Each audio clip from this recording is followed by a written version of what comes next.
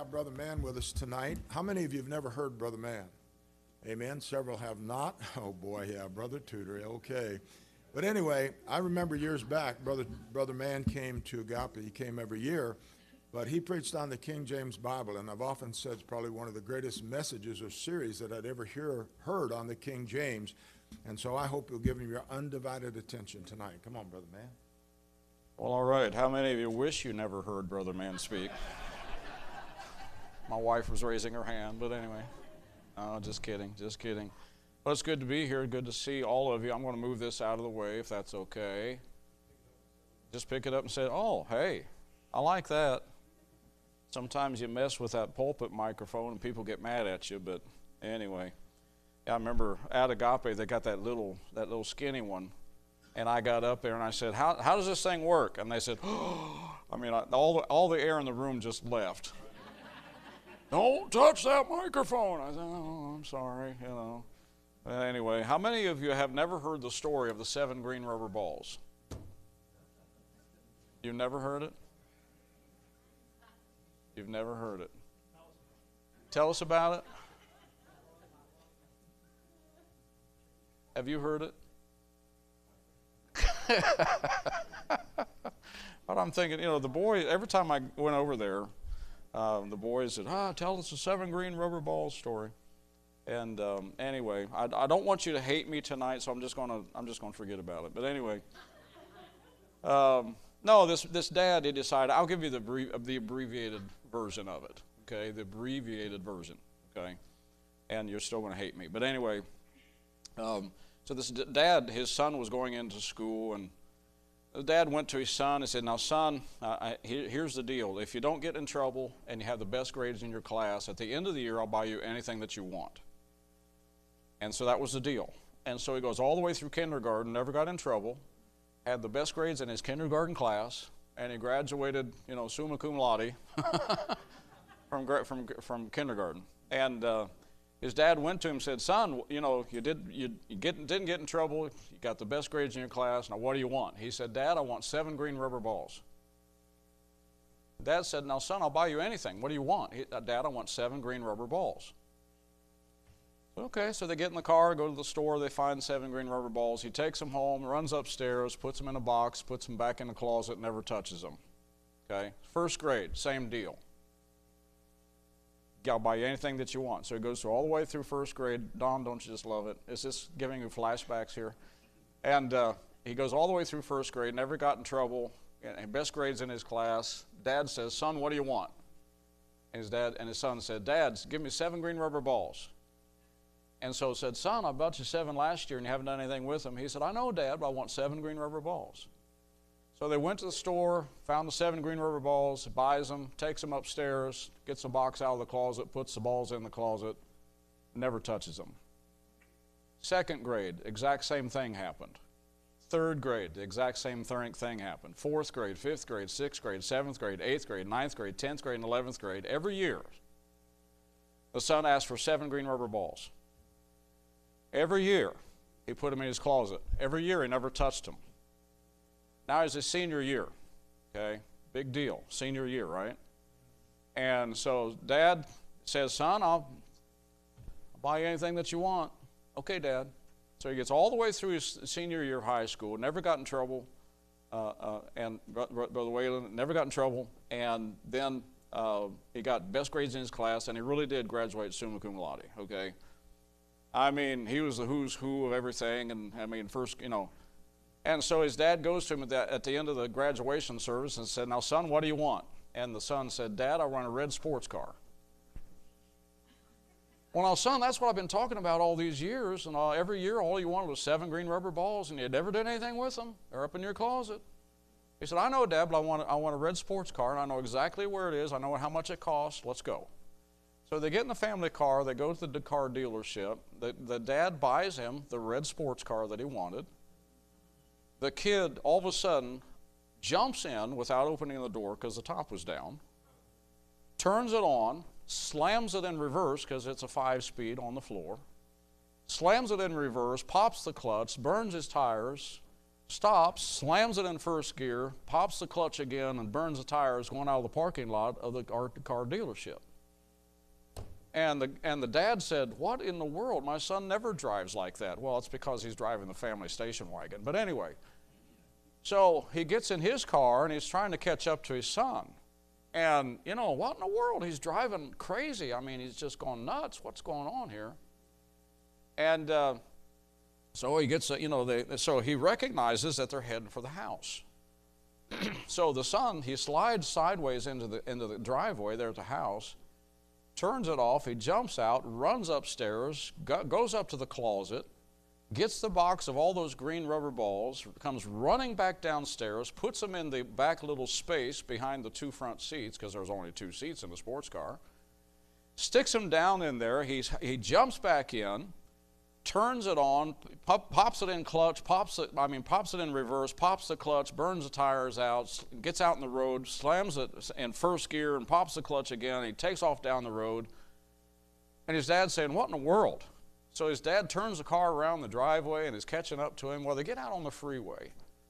And the kid is doing, I don't know, about 90 miles an hour, something like that, right?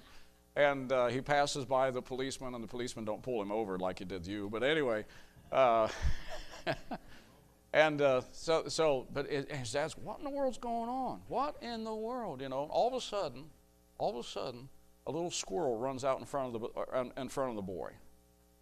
The boy tries to miss the squirrel, and he oversteers, and then he has a bad wreck. I mean, it's a bad wreck. Okay, and so the dad, oh man, this is not good. And he stops his family car and hops out and runs down where his son's laying there, and he can tell it's not good. It's not good. His son's not going to make it. It was a really, really, really bad wreck. And so the dad kind of gently picks up the son's head, and puts it in his lap and says, "Son, you got it, son. I don't think you want to make it, son. But before you go, you got to tell me what's going on. What were you doing with all those green rubber balls? I mean, every year, 7 green rubber balls, and now you got like 1,000 green rubber balls in this box, and you're driving crazy. I mean, what's going on here?" And the son, in a very weak voice, he looks up at his dad, and he says, "Well, Dad, all these years I had this plan, what I was going to do with the 7 green rubber balls." And he said, "Okay, son, okay, tell me, what were you going to do with the green rubber balls?" And the son looked up at him, opened his eyes, and he said, "Well, Dad, I was going to take the green rubber balls and I was going to..." Turn to Romans chapter number 1 in your Bible, please.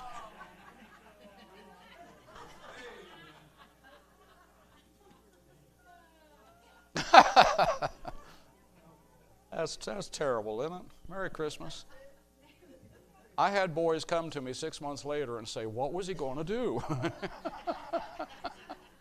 I really did. I think John was one of them. But anyway, I'm just kidding. But I did. One kid came up to me and he said, "Brother Tudor, he figured out what the boy was going to do with those green rubber balls." I said, "How do you know that?" He died. But anyway. Yeah, he knew. He knew exactly what the plan was. But anyway. So now I'll never do that again. Romans chapter number 1. I'm 72. Oldest I've ever been in my life. And I honestly planned on having a complete brand new message for tonight. But then we got sick. And for a week, my wife and I have been, we were sick at home and everything. We're not sick now, but we're still coughing and a little congestion going on. And so I'm going to preach a message tonight that I've preached in a few places here recently. And it has to do with age, A-G-E, age, okay? Now, I know some of you are not 72. You wish you were 72 again, right? I mean, many of you, we got, young kids over here. How old are your kids? 8, 6, and 3, okay. And but they are also older today than they've ever been in their life. Yeah, I mean, that's true, right? Right? Okay, you never have been this old before. And then we have everything in between, all the way up to, whatever, 80 or below. But there's some things in the Bible that's been really, really, really jumping out at me a lot. And it all has to do with old age. Because I get to travel the country, and back in September, I was able to go to Uganda for 2 weeks, and came back from that, and it was just a phenomenal trip. I mean, some of the things that happened while we were there were just unbelievable. We hooked up with a missionary while we were over there, and because half of my trip was supposed to be in Kenya, and it got canceled when we got over there, because the vehicle that we were renting was not allowed to go out of the country of Uganda. So we couldn't go into Kenya. But if we did, we'd have to hire a driver and it's all this other stuff. We didn't have the money for it. So anyway, so there we are on the other side of the world on really the first day of our 2-week trip to Uganda and Kenya. And now half of the trip has been wiped out. We have no place to go. We don't know what we're going to do. You're on the other side of the world and you have no place to stay, and what are we going to do? Okay, so it all worked out great. Keith Stensis is over there. He's been a missionary over there for 26 years. We hooked up with him. And long story short, I was able to teach one day in his college that he had in a village that we were going to. We were going to that village in Uganda, and lo and behold, he's there for the week in his compound that he has and teaching. So we got done doing what we did in a couple churches out there in the villages, and then we went and hooked up with him. So I was able to teach for one day on, and he gave me 1 Corinthians chapter number 5 to teach on, verse by verse, through the whole chapter. Well, 1 Corinthians chapter 5 deals with fornication in the church. So that was my topic. Okay, that was my topic. And so I taught all the way through those verses. There's 20 verses, if I remember it right. And at the end of it, Brother Stensis, the missionary, got up and he said, "I'm under conviction." And I'm thinking, oh my goodness, because my whole topic was about fornication. And he has these men sitting there, and he said, "Some of you men have a woman, but she's not your wife, and you're pastors." They had not fulfilled everything in Uganda that a man has to fulfill in order to be legally considered married. And so he said, "You are actually living in fornication." So he said, "I love you." He said, "But if you don't get everything finished the way it's supposed to be done here in Uganda, then come next year you will not be allowed to come back for our teaching." So he took a stand. 5 of those men got together and decided they were going to finish everything that's necessary and required of them in order to be considered legally married. So wow, I mean, he got up and told them the way it is, and they responded well, and they said, "Yes, we want to do what the Bible says to do." There are 3 steps to the weddings in Uganda, and every step is a huge expense to the man. You'd have the step number 1, you go for approval for the parents. "I want to marry your daughter. What do you want?" And they can say whatever they want. Okay. Consider depending on how valuable they think their daughter is. So he may have to give 5 cattle. Well, that's a lot when you don't make much money in a third world country. Second part is the acceptance of the family. He gives them what they ask for. They get the whole family together, both his and hers, the whole family together, and he has to pay for the whole meal. And then there's the wedding. And he has to pay for the wedding. He has to pay for the reception after the wedding. The man has to pay for it all. And so And so it was just phenomenal. We had people saved while we were there. I mean, we got to go out into the jungle and preach in a church in the jungle, and I got to eat some tilapia that was looking at me while I was eating at it, and I don't do that. But anyway, didn't get sick. Everything was fine, you know. But it was just a great trip. But I'm 72, and it was strenuous. You know, the flight there is strenuous. And then you have to switch your sleeping habits by 12 hours. And then you got to get back on a plane 2 weeks later and fly the 8 hours each leg. We had to fly from Dallas to Chicago, which is only about an hour and a half, and then from Chicago to Brussels, Belgium, which is close to 9 hours, then a 2-hour layover, and then fly for another 9 hours down to Rwanda, and then stay on the plane because that's, you know, a lot of people getting off at Kigali, Rwanda. They get off there. We stayed on because we had to fly back up to Uganda. So we didn't get there till midnight or so. And it's well over 24 hours total travel. It's tiring. It's very tiring. And then you got to hit the ground running. You don't get time to make adjustments and whatever. And but age has a thing. But we all as Christians have a mandate from God that we're to go therefore and teach all nations. We have that mandate. All of us do. All of us do.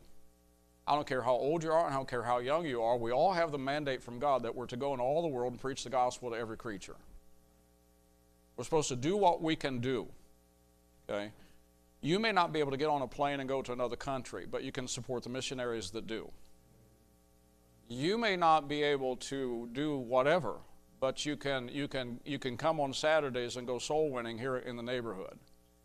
You may not be able to do that, but you can at least pray for people as they do go and give as you can for those that can go around the world, and do whatever we can. And you can put a gospel tract in a bill and send it in. You can witness to people at the grocery store when you're standing in line. There's all sorts of ways to get the gospel out. But if the Bible tells us that we're to go into all the world, that means there's no wrong place to go. And if we're supposed to preach the gospel to every creature, that means there's no wrong person to talk to. Okay? And so don't be bashful about it. Don't be shy about it. There's no wrong place. There's no wrong person. There are hard places and there are hard people. There's no doubt about that. Jesus himself in Matthew chapter 13, verse number 58, and he did not many mighty works there because of their unbelief. So Jesus himself had hard places where he had to go. But he still went. No matter how tough the area is, we're still supposed to go. We've heard for years and years and years that England is a very difficult place to witness in and all that kind of thing. And my wife and I went there in June of 2019, went to England for 2 weeks.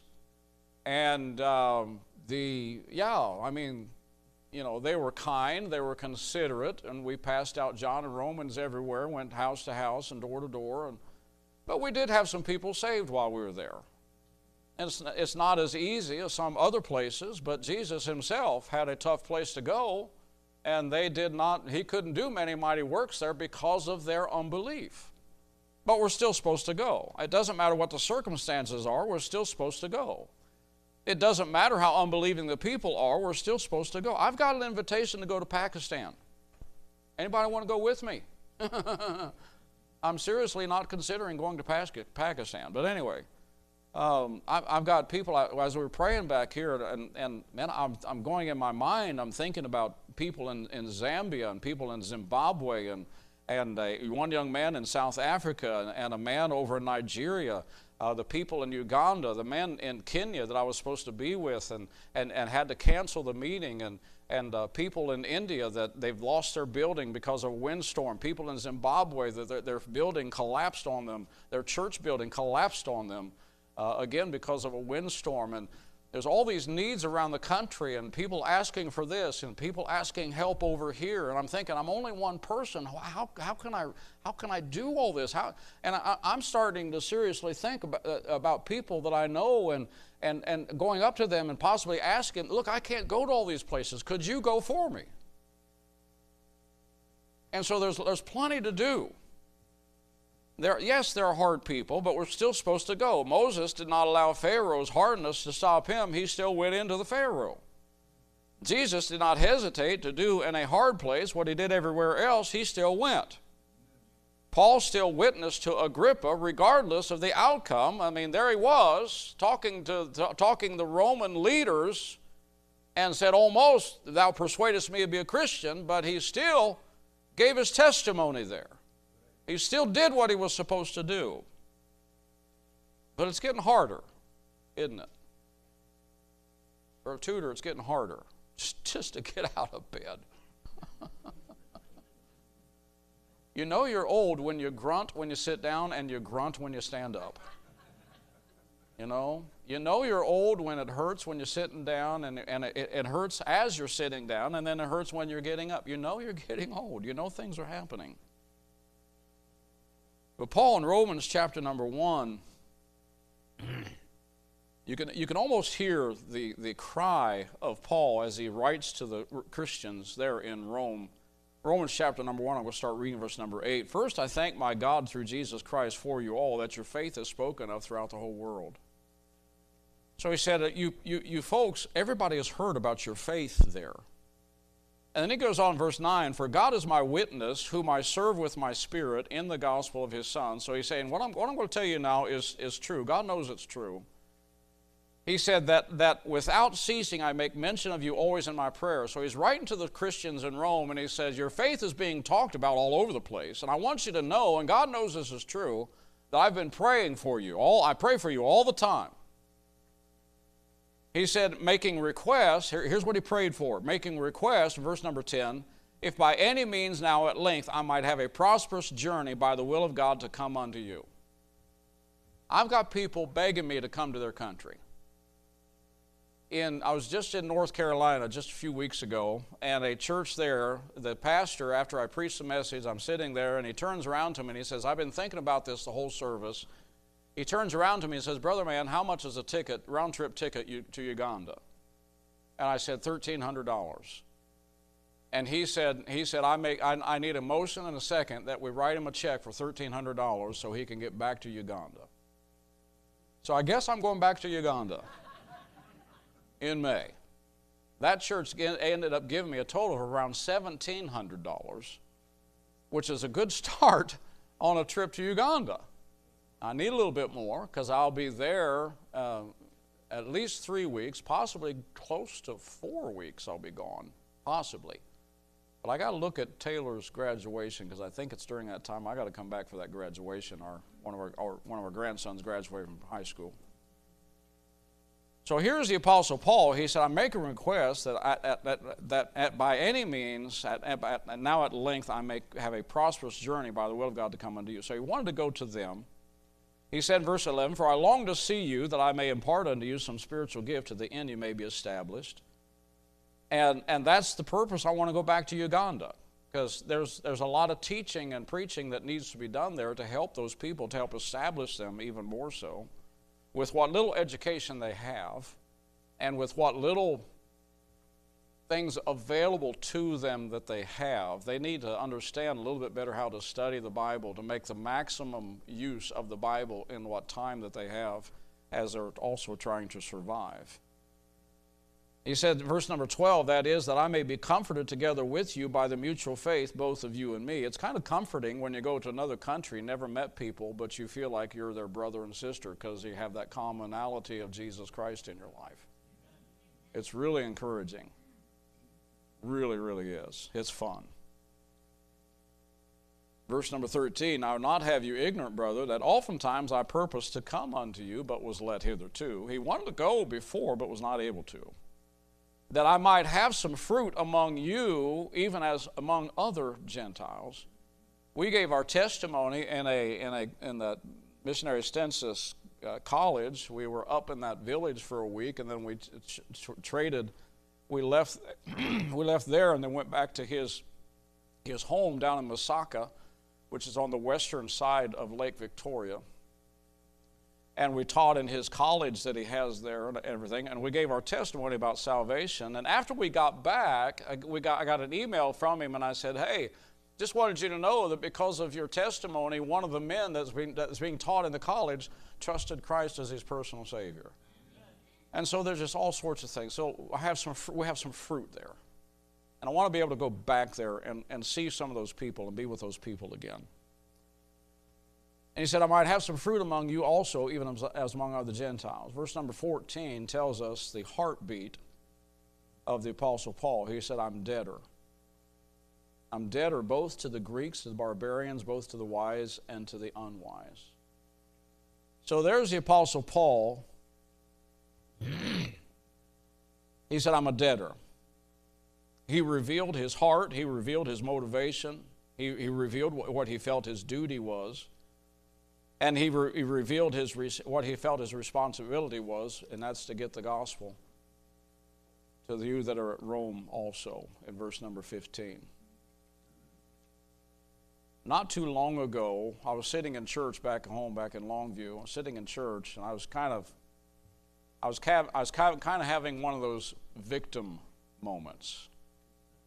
I taught this morning down here about not being a victim, but being a victor. But I was having a victim moment. And I'm sitting there, and I'm tired. I just got home from a trip somewhere, and I'm tired, and I'm sitting there, and I'm in church. And I started writing some questions. I started writing a question like this. Okay. Am I done? Am I done? I was asking questions like, do I have anything left to give? I'm 72 for crying out loud. Never been this old in my life. I still get in vehicles and drive for hours to go to my next place. 2 times this year, I've gotten in my vehicle and drove for over 12 hours to get home, closer to probably 14 hours to get home in one trip. One time I had to do that because I couldn't turn my truck off. So the whole trip, Brother Whalen, I had to keep my truck running because I didn't know if it would start again. So I was having trouble. I didn't want it stuck somewhere. So I had to drive all the way home. I called ahead one time. I'm going up to the northern Indiana, Illinois to preach up in that area. And I called ahead to this campgrounds that we have stopped at a couple times with our great big fifth wheel that we used to have. We sold it this summer. And I said, do you have a tent camping place? And they said, yeah. I said, okay, save me a spot. They said, okay. So I'm driving there. I'm by myself. At that time, I was young. I was 71. And before I get there, it starts pouring down rain. I mean, pouring down rain. I'm thinking, surely it's going to stop raining. I get there. It's about 7 o'clock at night. Nobody's in the office. I call the number. Nobody answers. I don't know where to set my tent up. And it's pouring down rain. So I said, okay, I'll just sit in the truck here for a while and wait for it to slack up. It didn't slack up. I didn't know where to put the tent up because every time we went there, we were in our camper and we went in the camping area, and that's all we ever saw was the camper area. Do I set my tent up here in this lot? I mean, where do I set my tent up? Well, then I decided not to set my tent up. I decided to sleep in my truck. It is not a bench seat in the front. It's 2 bucket seats with a console in the middle that you cannot move. So I decided to sleep in my pickup truck. I found 57 positions that do not work and one that kind of did. Kind of. I get up the next morning, 6 o'clock the next morning, and I'm thinking I better get out of here before they find out I'm just a vagrant. Before they charge me for something. So I pulled out, I left. I didn't use, any of their water or anything, no electricity. I'm in the truck, for crying out loud, just trying to sleep. Well, I had another 6-7 hours to drive, and I get to my sister's house, and She's sitting on the back of her car waiting on me because I text her, I'm almost there, almost there, almost there, and everything. And haven't seen my sister for a while, and she's sitting there, and I get out of the truck, and she doesn't come over and hug me and, hey, how you doing? It's good to see you, and all this kind of thing. She sits on the back of her car and says, how much longer are you going to do this? I said, I don't know. I'm going to do it as long as I can, I guess. But I started having a pity party, and am I done? Can I? Do I have any more left? I mean, am I being useful anywhere? I mean, And then the scene started changing a little bit in my heart, and I started thinking to myself, now wait a minute, I've still got some things to do. There are some verses in the Bible that tells us that, like in Psalm 71, verse number 18, if you'll turn there quickly, Psalm 71, verse number 18. Psalm 71:18 says, now also when I am old and gray-headed, O Lord, O God, forsake me not. One of the fears of an old person is being left behind and not being useful. And so in his prayer here, he said, now also when I'm old and gray-headed, O God, forsake me not until. Until tells me that there's something I can do while I'm old and gray-headed. Forsake me not until I have showed thy strength unto this generation and thy power to everyone that is to come. We still have stuff to do. We are still of value. We still have things that God wants us to do. I want you to turn to Psalm 92, verse number 14. Psalm 92, verse number 14. So I start reading at verse 13. Psalm 92, verse 13. Those that be planted in the house of the Lord shall flourish in the courts of our God. They shall still bring forth fruit in old age. Did you hear that? They shall still bring forth fruit in old age. So no matter how old I get, I can still bear fruit. I can still live for Christ. I can still do things God wants me to do. If I have the strength, if I have the ability, I can still travel for Him. Back in Psalm 71, there's another verse. I won't take time to go back to it, but in one verse it tells us that while we're old, we got to guard our testimony while we're old, because our enemies are watching for us to fall. And then we need to keep going in our old age, because we have young people that we still have to teach and be an example for. I can remember a man by the name, we called him Brother Lester. I had just gotten saved. I was 22 years old, and I'm sitting behind where Brother Lester was sitting. He was on the front row about where you're sitting, Brother Don, and I'm sitting right behind him. And this old silver-haired man stood up and said that he'd been saved for 50 years. That impressed me. And I thought to myself, I want to be like Brother Lester. There I was, a young man looking at an older man saying, I want to be like him. And he set that example. Now, come this February, I can say I've been saved for 50 years. And I wonder if there's any young people that's going to be around me that's going to say, I want to be like Brother Mann. I want to tell those dumb jokes that Brother Mann tells. Somebody's got to continue telling the 7 green rubber balls when I'm dead and gone. You're it. But anyway.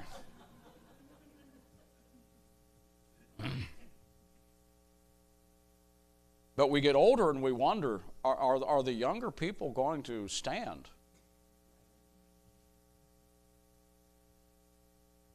I see young preachers dipping their sails in all sorts of areas.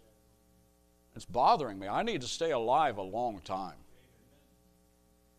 If for no other reason, to be a thorn in their flesh. I'll stick with the King James Bible, period. All right, Brother Tudor? King James Bible, no ESV for me. No NIV for me. No, sir. No, sir. You don't understand the differences. You don't understand the conflict. You don't understand the sources of some of that junk. But we still have things to do. So here's the apostle. We'll turn to 2 Corinthians chapter number 11. I'll be done here in just about 8 minutes. Because I understand that Brother Grandy has been getting done with shorter messages. And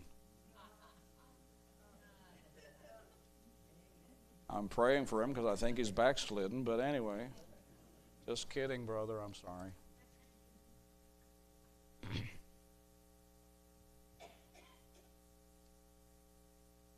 What did I say? 2 Corinthians chapter number 11. 2 Corinthians, I'm sorry. 2 Corinthians chapter number 11. We see a list of some of the things that the Apostle Paul went through in his life. Now, I want you to remember, there we are in the book of Romans. And he's saying to the Christians at Rome, we've heard about your faith. I've been praying that God would allow me to come to you and have some fruit there and all that. He said, I wanted to come to you for a while, but wasn't able to come. But pray for me that, and I believe when he is penning those words, that's more towards the end of his life, because he does end up in Rome, and that is where he ends up dying. But before he gets to Rome, what are some of the things that happened to the Apostle Paul? 2 Corinthians 11, start at verse number 22. He said, are they Hebrews? So am I. Are they Israelites? So am I. Are they a seed of Abraham? So am I. Are they ministers of Christ? I speak as a fool. I am more. Evidently, he was being attacked by some people. And he started to defend himself. And he said, I'm more of a minister than what they have been. And then he begins telling us some of the things that happened to him. He said, in labors more abundant, in stripes above measure.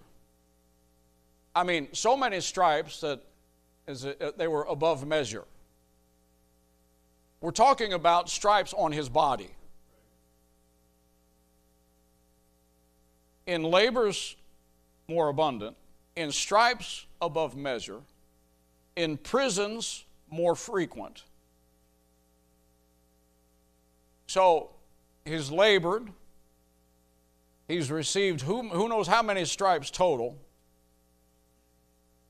And how many times did he end up in prison? And prisons back in those days did not have air conditioning, did not have electricity. You're in that room and you do everything in that room. And it stinks. And you get all sorts of disease there in those prisons. Two places you don't want to end up in a foreign country is a jail or a hospital. Because you won't come out alive out of either one of them. Either that or you come out with some new disease. New to you. But he said, in stripes above measure, in prisons more frequent, in deaths oft. Of the Jews, 5 times I received 40 stripes save one. In other words, they beat him 39 times, and they did that 5 times. So 5 times 39, that's a lot of stripes. Thrice I was beaten with rods. I've seen the police in India, they carry a rod. And if they don't like what you're doing, they'll just whack you. They'll just whack you. I saw a video recently, and I believe it's in India, where men showed up out in front of this church. They went in the church with rods, and they started beating the pastor and beating the people. There's a lot of persecution going on in the world. You don't realize it's going on. That pastor ended up in the hospital. I think he survived. The thrice was I beaten with rods. Once I was stoned. They almost killed him. Thrice I suffered shipwreck. A night and a day have I been in the deep.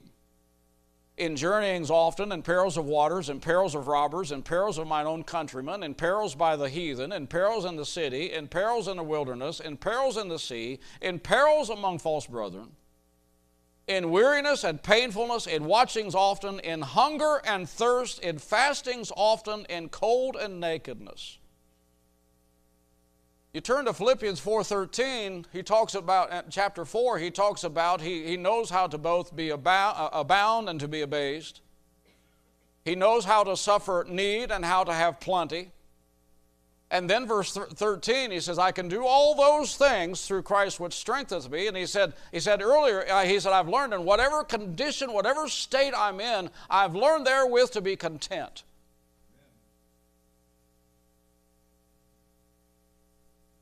Because he said, I'm a debtor. But I'm heading somewhere with this. there's a phrase that I skipped in one of those verses, and we're going to get back to that in just a second. But I want you to remember, here's Paul at close to the end of his life. He's writing to the Christians in Rome and saying, I want to come to you. We've all heard about your faith. I've been praying that I'd be able to come and help you and establish you and have some fruit among you. But I've not been able to come yet, but I'm coming. I'm coming. This is towards the end of his life after the abundant labors, after the stripes above measure, after being in prisons more frequent and in deaths oft, after having received from the Jews 5 times the 40 stripes save one, after he had been beaten 3 times with rods, after he had been almost stoned to death at Lystra, after he had been shipwrecked 3 times and a night and a day been in the deep, after he had been in journeyings often and perils of waters and perils of robbers, after all those things, can you imagine the wear and tear that the Apostle Paul must have endured in his physical human body?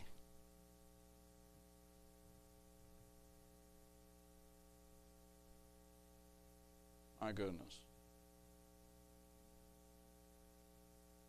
But I still want to come to Rome. Go back to Romans chapter number 1 and we'll be done.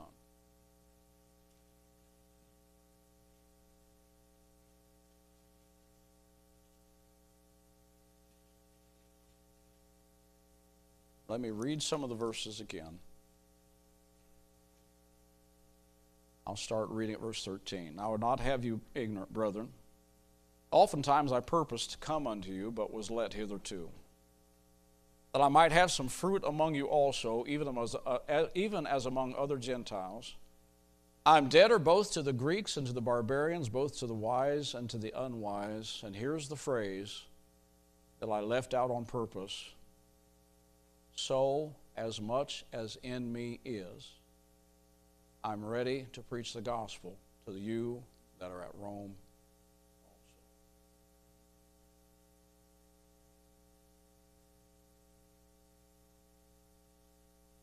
Can I put it in my own words?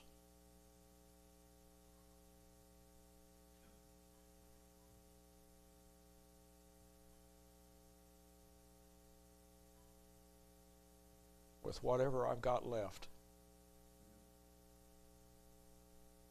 I'll go.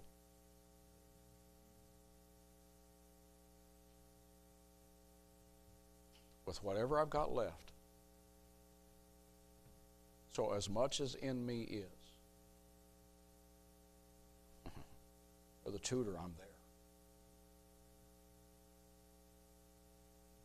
I've not received the beatings, the stonings, but I have been in journeyings often. At least 25,000, 30,000 miles every year of driving to get to meetings all over the country. And now I'm going back to flying because it's getting harder to do the driving. It took me 3 days to get to meetings in West Virginia from Texas because my truck didn't have air conditioning. When I got to the first place, I was so overheated, it took me a few hours to finally cool off. So I had to get up early in the morning and go to a campground. I found a campground in Tennessee, and I stayed there for the night. And I got up early in the next morning, and I drove in the cool part of the day to get to a place in Virginia, stay there overnight. And as I'm doing this, the thought comes to me and says, what in the world am I doing?